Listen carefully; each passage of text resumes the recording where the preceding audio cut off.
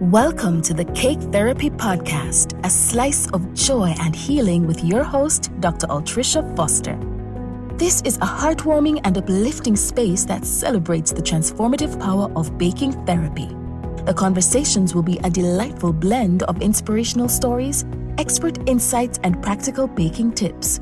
Each episode will take listeners on a journey of self-discovery, emotional healing, and connection through the therapeutic art of baking.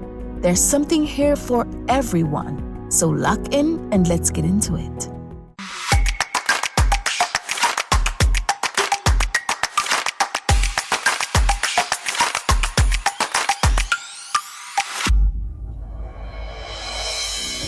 Hello, everyone. Welcome back to the Cake Therapy Podcast, your slice of joy and healing. And as usual, we try to bring leaders in the space. We bring amateur bakers in the space to talk about what baking is for them, what baking does, to them, and how it's influenced and impacted them and their communities. And today, we don't only have a slice of joy and healing, we have the cake.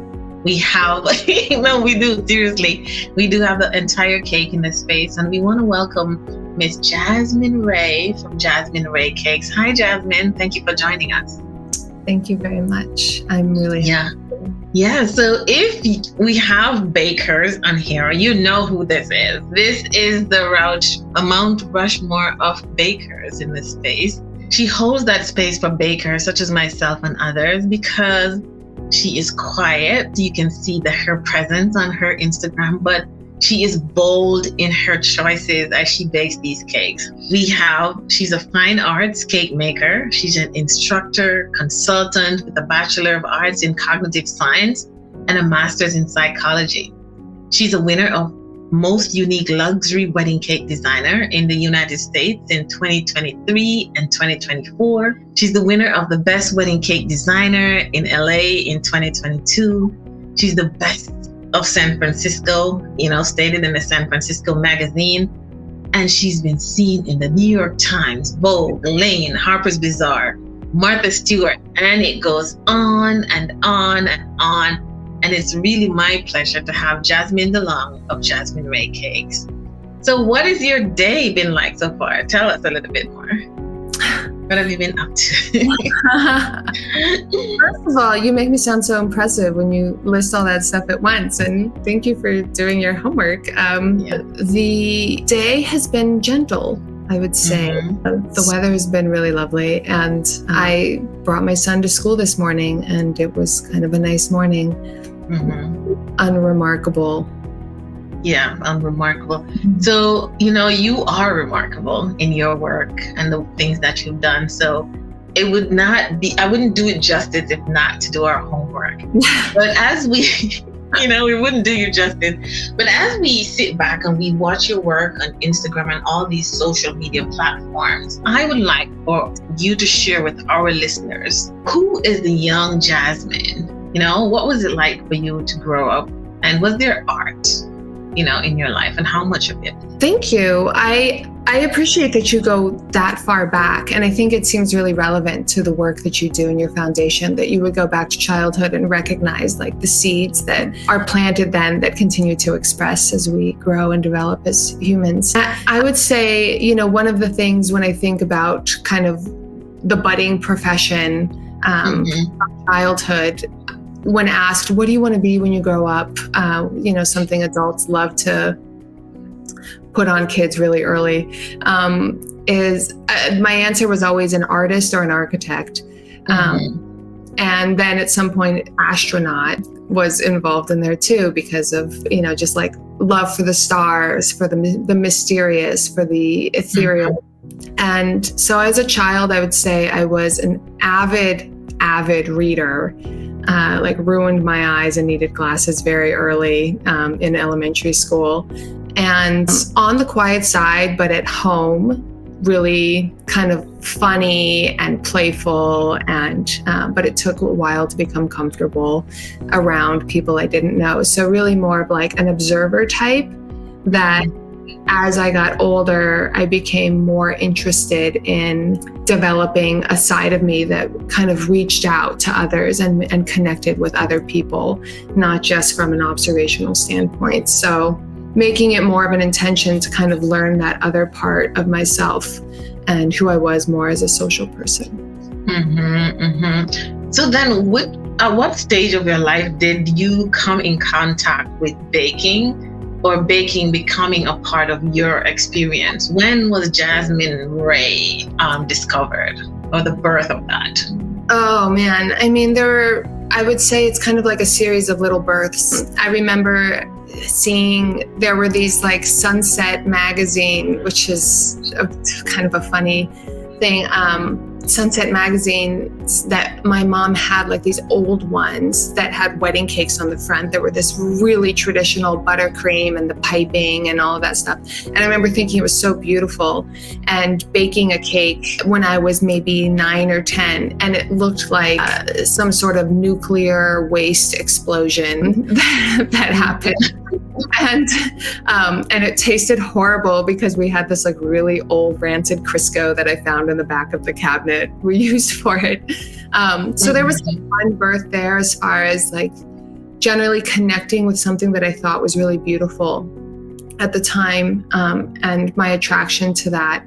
But it wasn't until many years later, going through an art magnet high school, so nourishing that connection to beauty, nourishing that connection to creativity, that started coming through. And then it was only after college, undergrad, that I was given the opportunity from somebody who just was honestly, a bit of a hoarder and had an entrepreneurial spirit himself. And he was like, why don't you start a bakery? And it really had nothing to do with who I was or my interests at the time. But I was really young and I thought, well, why not? Why not start a bakery? So readiness didn't have anything to do with anything. It was just like, here's an opportunity to do something. And then it took a while to make it my own. So like those little births. And then I would say it was like 8 years in that Jasmine Rae Cakes was born in a new way, just kind of like that phoenix process over and over again. Yeah. So you talked about going to an art magnet high school, but when did you start interacting with, or exploring your interest around cognitive science and psychology? Like, at what part of that journey did that come to be? Because I'm assuming now that this is what you did in college. Yeah. It's a great question. And actually, in some of my preparation for today, your producer sent me some questions and I was like, gosh, I don't know if I've really explored too deeply what my interest in people and cognition was. But in retrospect, my mother, we were a single mother, only child dyad. That was my family of origin. And she was diagnosed with bipolar 1 when I was 11. And I'm wondering now, because I never made that connection before, but I wonder in retrospect at this point in my life, in my 40s, whether that was a big influence in whether I pursued the kind of the science of and the understanding of the creative side of psychology and how humans are formed, how we think, all of those things that I was utterly fascinated with in my youth and never put that together. Yeah, it's interesting how the small things or little things that happen in our past kind of influence our journeys. Because I too I'm from a single mother, single parent household. I had my little mom doing everything that she could. But not only that, she was diagnosed with breast cancer, and that kind of changed the trajectory of who I am today. So it's just interesting hearing that, perspective coming from you, after you've done that retrospective dive.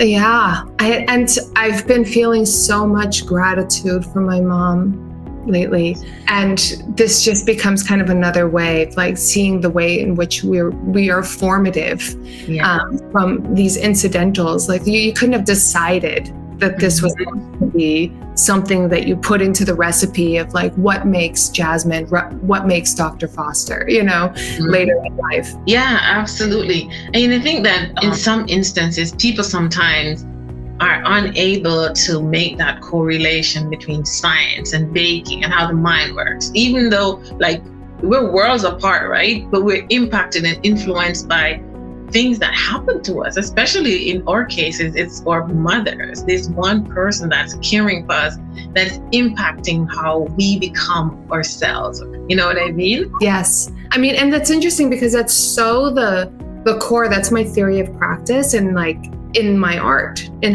how I express it. I'm not a design everything, sketch it all out. Here's where this is going to go. Here's where this is going to go. There's going to be marbling that occurs up this direction, etc. You can't plan that. Yeah. Like all of my techniques are about influencing a final result. Like you can set this up, you can set that up, but then when the two come together and they make a relationship, you can't plan that expression.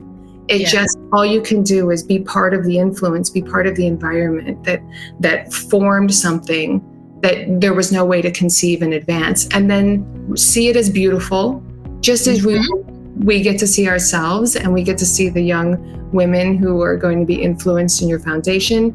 See that as beautiful and nurture it to be expression. Say, yes, you are going to be part of this art piece. You are going to be something that is brought to the world that brings something thought-provoking or beautiful to other people. Yeah, and you mentioned like actually that the girls in the foundation, because that's the message that we send at the Cake Therapy Foundation. We're telling girls that here is a space for you to be able to express yourself.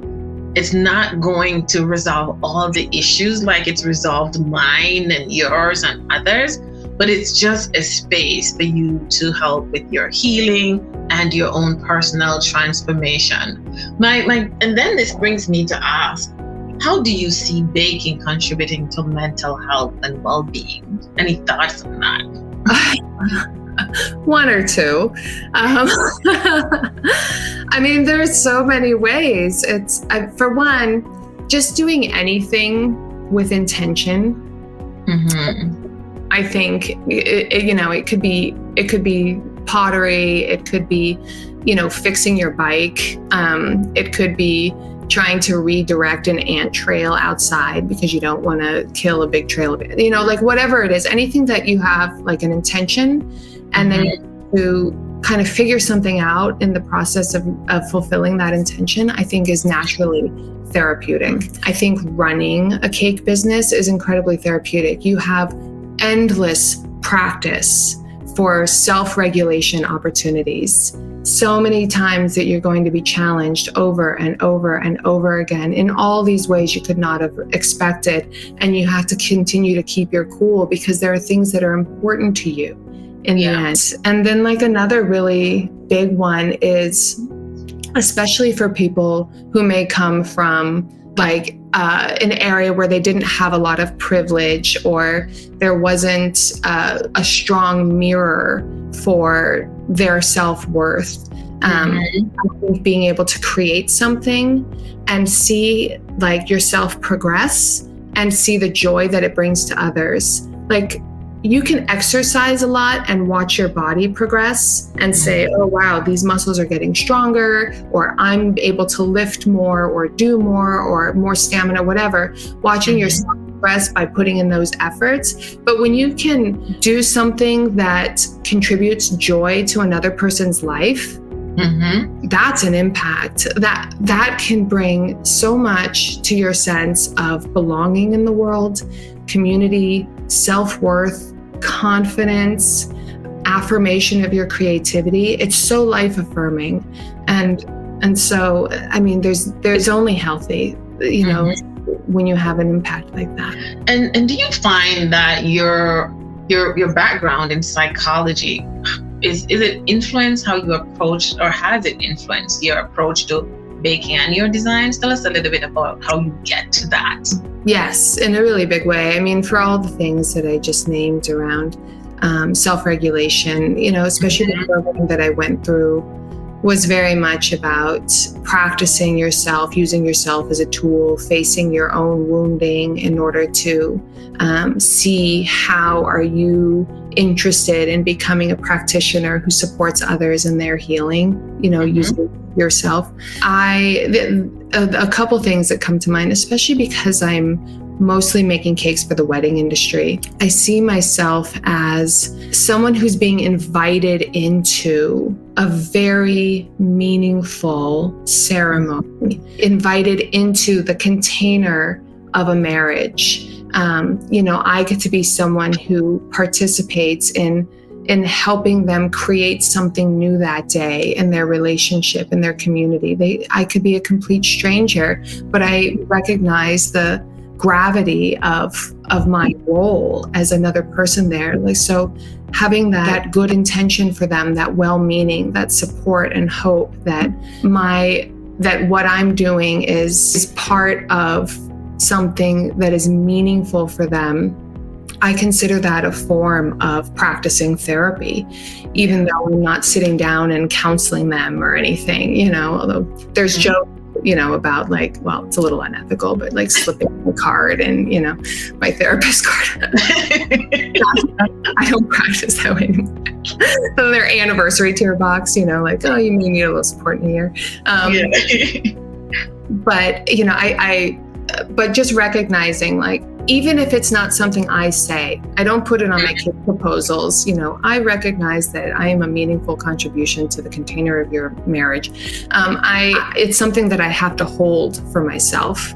And I think that compassion came out of my therapeutic education, my therapy education. It's not something I felt so much beforehand. And then generally, the other huge way, there's a bunch of little ways too that my education influences my work, but the other small ways is so much about therapy is relationships.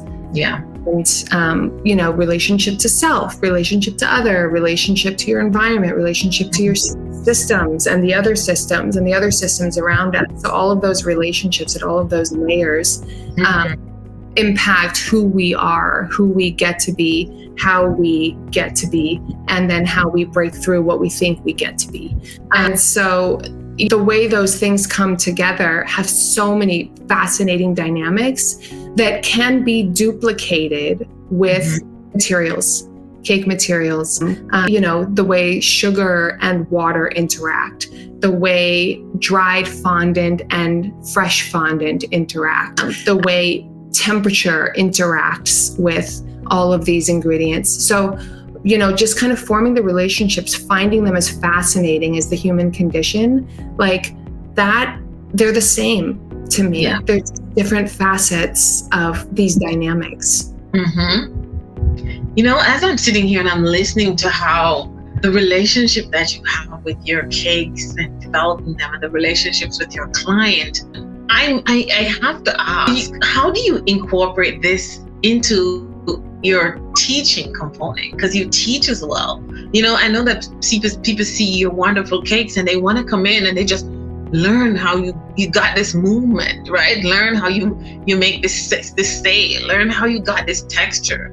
But how do you bring people to the artist, but the emotional connection, aspect of it? I appreciate that question.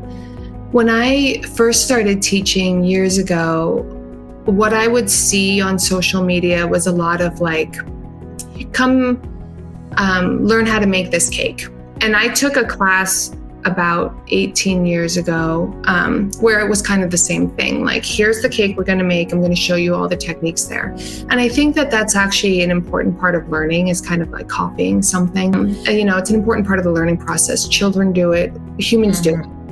That's how we learn until we get to a point of self-expression. At this point, and when I started teaching, I was I recognize that's valuable, that's important. There are so many teachers who can offer that. And I think that can be a little bit earlier in the process for people who are just being introduced to cakes. But if you have gotten to a point where you're more interested in kind of your own creativity, your own self-expression, I think people select into being my student because that's where they are. They're ready for what's the me version of this? What do I want for that? And I think my role as a teacher is to listen to them and to help give them just enough tools in the process that what I'm seeing as beautiful and unique in how they want to express themselves and what their hand is willing to do and the way they're seeing themselves compared to the other students in the class. It's so rich to be in a class with others because you can see like, oh, I would make a different choice. I see what that person is doing there, and like there's something in me that isn't like quite connecting with that. I would make a different choice. And then I get to watch that process and I instantly reflect that. You see something different. There is something else inside of you that wants to come through, that is expression, like that is your unique perspective. That's you, that's you, that's you, over and over again, getting to reflect that back to the individuals as they are exploring. They all get the same techniques, they all get the same materials. And at the end of the day, it's this huge, wide expression of different sort of cakes and all the little choices that they made, that now they get to take that back with them and say, I remember this part of me that showed up in that class. I get to go back to my own studio and recreate it and explore it and develop it and nurture it until it's like blossoming and exploding and becoming this other like amazing, yummy artist thing. And that's, for me, what's exciting about teaching, and it lights me up, obviously. I know, obviously. It's your thing. So, recently we found out that cake therapy is going to become a part of the college curriculum, speaking to young bakers. Awesome. Right?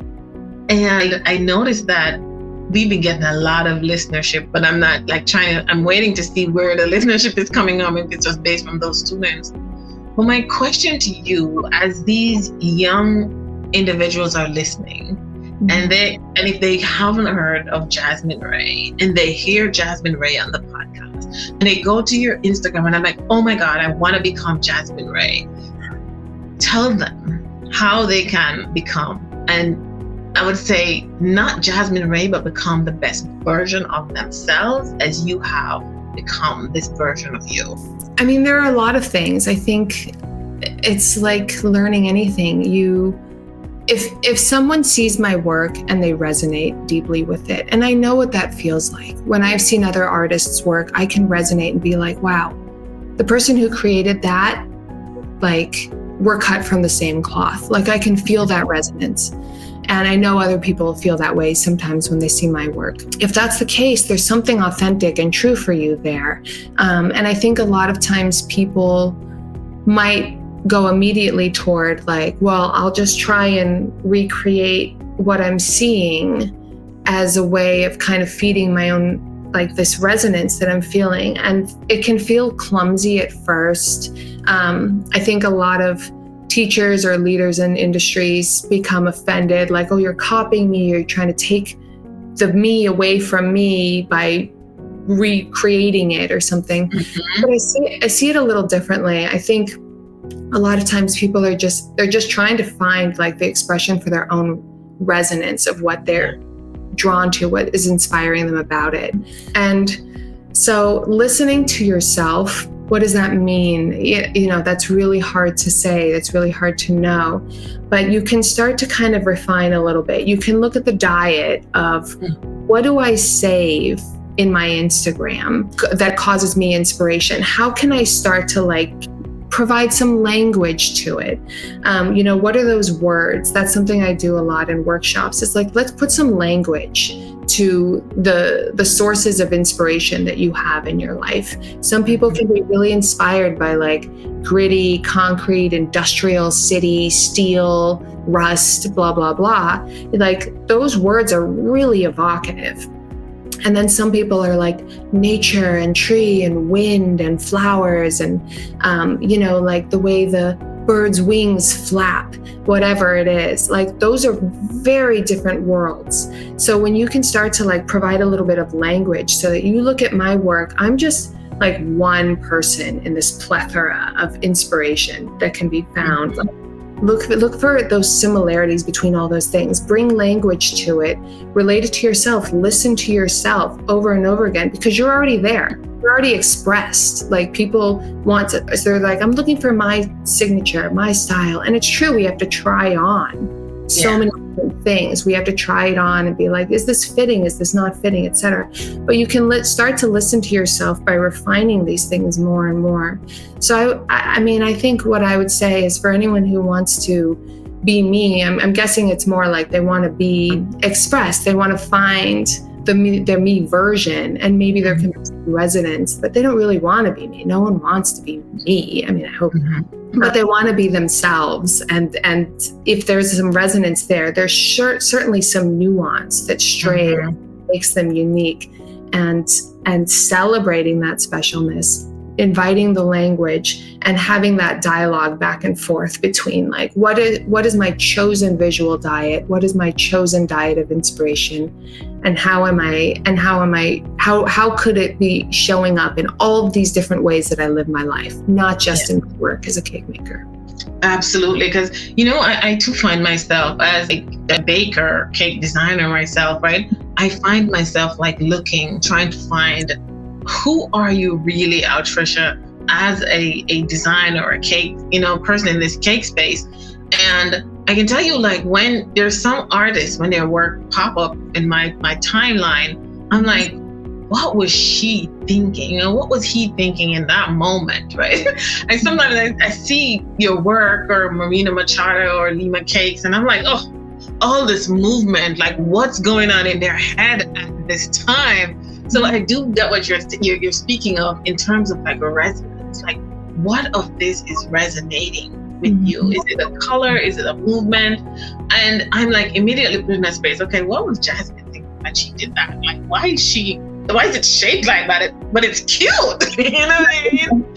So it's all about what's resonating with you and the individual. And it brings me back to your cakes and the shapes, the movement, the designs. What inspires you? When you're making a cake and design a cake, what is it for you? I mean, there's a lot that goes on. It's a pretty somatic process. So much of it is like, my body provides information. Like, if I put something here, and it's kind of doing this swoop there, and it's kind of doing this other swoop, etc. Like, it's not visual information so much, because I've tried to do that. When someone's like, oh, I love this cake of yours and I want you to recreate it. First of all, you never can, especially when it's something that has honored the natural process, which is the cornerstone of my work. It's all natural process. So you can't recreate anything. Nature can't recreate anything either. Not exactly. So paying attention to, like, the visuals and the forms, they can be exciting, but for me, a lot of it comes back to all of these other things. So I use a variety of information in order to inspire my cakes. One is the conversation that I have with the client. The language that emerges from that conversation is very important. Sometimes I'm like saying words over and over and over in my head. I had one client who, she said the word spiritual. I said, how do you want to feel at your wedding? And nobody had ever said that before. In all the years that I'd been making cakes, it was maybe like 12 years in, no one had ever said the word spiritual. And I was like, oh, that's really interesting. So the word spiritual became an important guiding creative component for that particular cake. And I just said it over and over again. Sometimes people, like, there's a specific piece of music that's really meaningful. All right, my job, I'm going to be listening to this music while I'm working on your cake. And that is going to continue to inform me. But the tool of my body, like when I create something and I can feel, like, I'm always looking for this feeling inside myself, inside this tool here. I'm always looking for this feeling of, like, that's right. And it makes me a little uncomfortable. Like, I want it to be just a little bit uncomfortable so that I'm being pushed into that territory of, like, it's familiar enough that I'm like, yes, but novel enough that I'm like, oh, like, well, that's kind of interesting and exciting. So I want the right balance there. And then I'm like, okay, now I'm in the right territory for making these choices. It's amazing. Yeah, no, it really is amazing, because guess what? I'm sitting here, right? And our YouTube viewers are going to see all of these actions because she's moving her hands and her body is like literally contorting. And I'm like, oh my God, this is what is actually going on. And it actually does show up in your cakes. Her fingers are moving, guys. Her body, her neck is one side, her shoulders is one side. Oh my goodness. So this is your process. This is your process, and it's like it's in motion and it's in the moment. It's amazing to see. It's amazing to watch, and it's amazing to listen. And where did you find that confidence, or when, to be able to rely on your feelings and to be able to listen? That's a good question. There's a certain amount of experience that you need to for any skill. They talk about like 5,000 hours, 10,000 hours, to become like an expert level with something. And to some degree, I do ascribe to that. I think that is important, just to you got to log those hours, because there's so much information that occurs in that process. You don't even know what you're to embark upon. You cannot be told. You have to just have the experience of practicing over and over and over again, failing over and over and again. But failing is a really great confidence builder, because failing and then surviving it, being like, wow, I'm still alive, and I'm gonna be okay, and all the people in my life haven't walked out on me, and I still have food and shelter. Failing and still having basic life things is a really important confidence builder. Another thing is reflection from other people, building confidence. You create something, and then, getting used to people saying, oh, okay, well, that's kind of nice, or that's not appetizing, or I've never seen anything like that before. And then there comes a point where people are like, oh, I've never seen anything like that before, and they become more and more intrigued, and that can build a lot of confidence. Like, okay, maybe I'm on the right track, or maybe I like that they don't like it. You can go into all of this different territory. It's like your own psychology relating to how others are, but you have to keep putting yourself out there with others. And that's where social media has been an incredible source of reflection. I think that can build a good amount of confidence. And then again, back to my education, the specific type of psychology that my master's is in is somatic psychology. So it was very much about honing my body as an instrument, learning to trust the information in my body to tell me what was going on with this client in front of me, or a couple that I was sitting with in my therapy practice. So even though I only did that for a very brief amount of time, it did help me develop trust in using my body as a tool for knowing when I'm on the right track, when something feels creative, when something feels wrong. It's just there's so much information in there that you can kind of keep bringing it back and forth.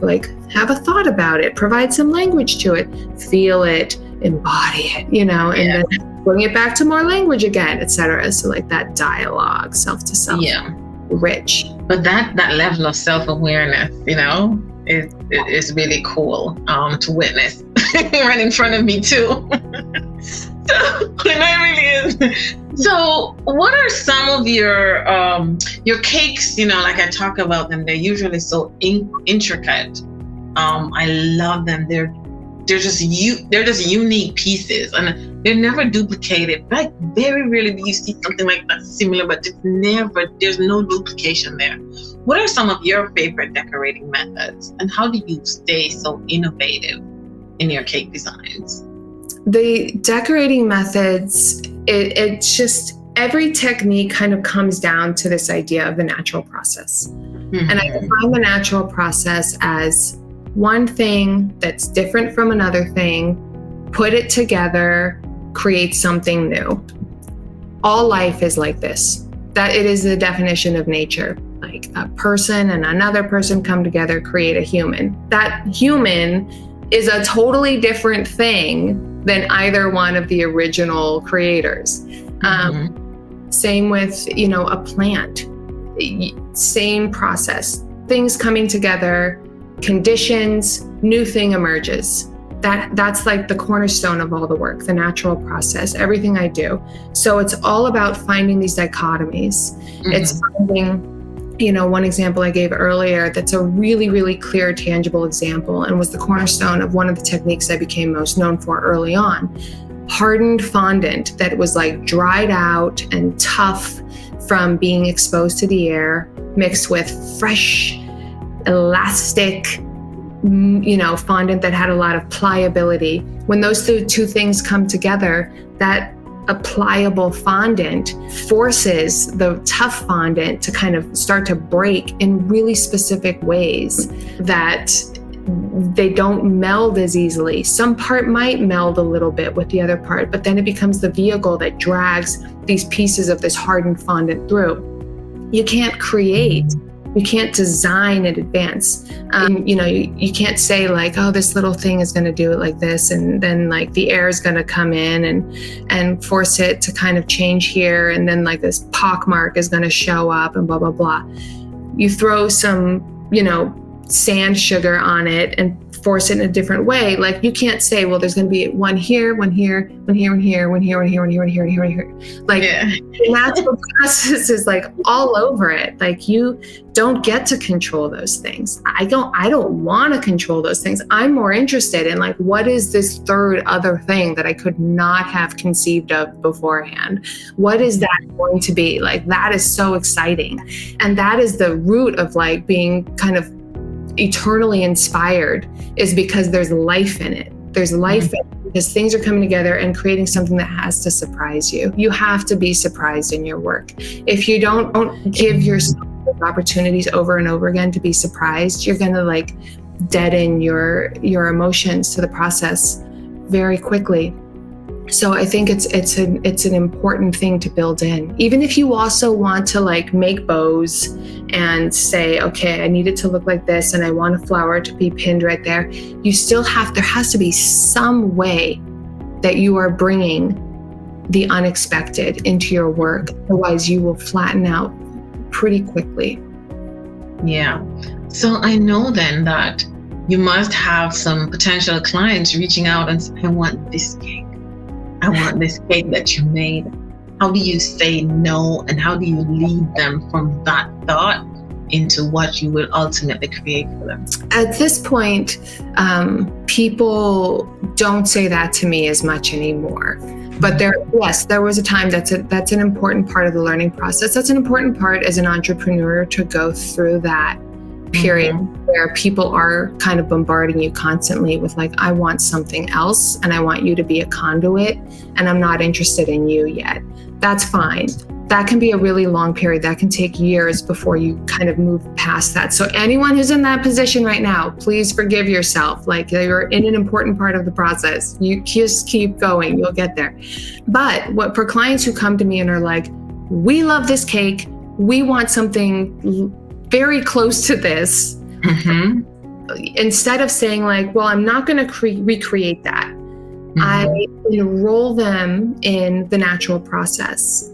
And I say, that cake, let me tell you the story of that cake. And I can tell them something fascinating about that cake so that they learn some of the origin of what life dynamic happened that created the cake.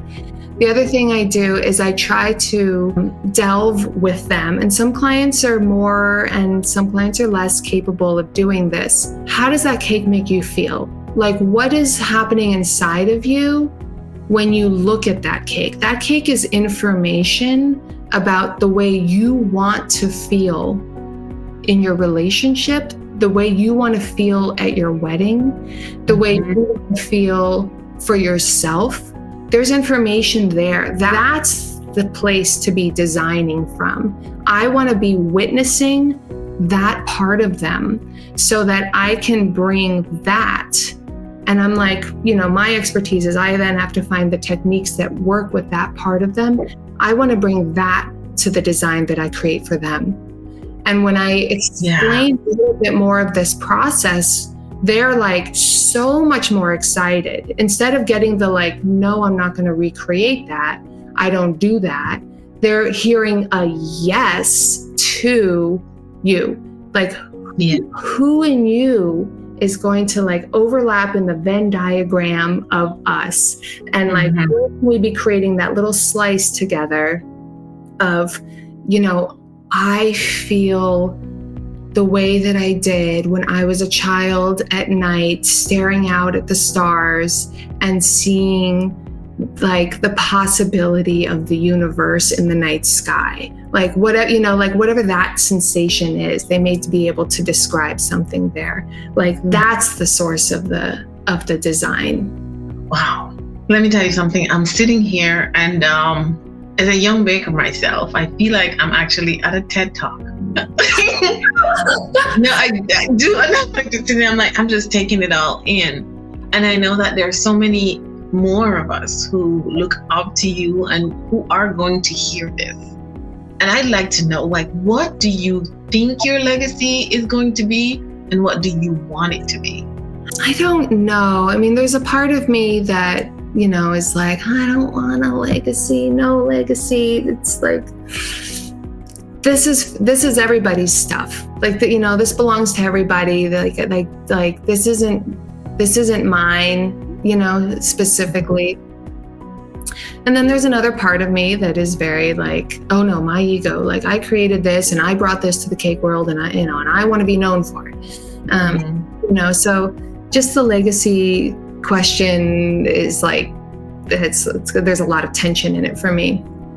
I imagine, based on the reflection that I've received from students and clients, that and actually, you know, something I will say for myself, that's something I like to say to clients, especially if I like give them a cake that has lemon curd after they've professed that they don't want lemons, you know, in their cake. And then they're like, actually, it turns out I love it and I want to order that one for our wedding. Who knew? As I love to help people surprise themselves. I think that that's something that feels very alive for me. It feels like something that I can help participate in that process for people to surprise themselves. I would say that, you know, is kind of the long and short of it. There may be, you know, things that you could photograph or put in a book or write about or et cetera, that might be other like components of the legacy. But I think just that experience mostly that's important to me. That feels alive to me. Yeah. This has been like really inspirational. But before I let you go, I want to give you the opportunity to speak to the girls that we're trying to impact through our foundation, who after listening to bakers or artists such as yourself and others who passed through the podcast, who are saying that, oh, I want to be a pastry chef or a cake artist or an entrepreneur. What is your advice to them in that realm in terms of entrepreneurship? But I also want them to hear you share with them about their future and how it belongs to them. Wow, that's just so beautiful. Like just that proclamation, it's your future and it belongs to you. I think that's really beautiful. I would say it's an adventure. You know, anything you embark on is an adventure, especially if it's something where you are sourcing it yourself. I think that's kind of the heart of entrepreneurship, is you say, I want to be at the source of something. And so anyone who's already inclined to do that, I think that's a very powerful place to be. So just being prepared for the adventure, making community a priority. Even though you want to be at the source of it, nothing gets done alone. Nothing. And it's interesting because many people become famous singularly, and you don't always know about all of the other credits that go on, you know, behind it. Like in a movie, they show that thing, but everyone's like, oh, the new, I don't know, Ryan Reynolds movie. You know, they're like, there's like one person is like, well, I'm the face of it, or I'm associated with it, or whatever. But like, there are so many other people involved in it. And so being community, caring about the people who are supporting you and supporting other people who also want to be at the source of their own life, at their own story and their work. I think that's really important, especially in an industry that can be very lonely. At times, you know, you can be alone in your kitchen for a long time before you ever have an employee or a colleague. And it's educating yourself on the business side. But beyond that, like, the business isn't a necessary evil that everyone has to do the drudgery of the business. If you want to have a business, you got to run the business. I think we can tend to kind of fall into the trap of thinking that it's that, but it's not. You know, there's a lot of stuff that maybe people don't know yet. You know, many people enter the world of cakes not because they're like, I want to run a business. What kind of business should I run? How about cakes? It's more like, I want to make cakes. I just want to like do that art all day. I want to have my fingers in the sugar and like, you know, play with cakes and all that sort of stuff. And then they're like, business. The business is an incredible part of your art, your art. It's the part that makes it possible to interact with other people. It's the part that makes it possible to send a message to the world. It's a part that makes it possible to listen to the world, interact so much with all these different things. The business is another expression of your art. How can you design your business to be part of how you know yourself? The creative person. And so being inspired by that part of it, I think you have to kind of fall in love with the whole of it. And there are some things you can offload eventually when you know, have colleagues and say like, well, you're better at this and I'm not as good at that. Like, that can be important dialogue too, but still seeing the business, you're the source. You're the shepherd of what you're creating. And so kind of inviting that back into like, this is still part of my aliveness. This is part of my personal expression, is the way this business happens too. Yeah. She says, fall in love and remember that nothing gets done alone. Thank you so much, Jasmine Rae. This conversation has been awesome. You're a lumiere in this space. And I hope that our listeners will get as much from it as I have gotten from having this conversation with you. I want to invite our listeners to subscribe to the Cake Therapy Podcast. Follow us on Instagram and follow Ms. Jasmine Rae. If you haven't, you have to. You must go see her work. And I hope that you get the whole cake, not just a slice of joy and healing from this podcast. Thank you, Jasmine, for joining us. Thank you. So share with our listeners before you hop off where they can find you. JasmineRaeCakes.com or Jasmine Rae Cakes on Instagram. All right. Thank you guys for joining us. Bye. Bye. Thank you for tuning in to the Cake Therapy Podcast. Your support means the world to us. Let us know what you thought about today's episode in the comment section. Remember to subscribe wherever you get your podcast. And if you found the conversation helpful, please share it with a friend. Also, follow Sugar Spoon Desserts on all social media platforms. We invite you to support Cake Therapy and the work we do with our foundation by clicking on the Buy Me a Coffee link in the description, or by visiting the Cake Therapy website and making a donation. All your support will go towards the Cake Therapy Foundation and the work we are doing to help women and girls. Thanks again for tuning in, and we'll catch you on the next episode.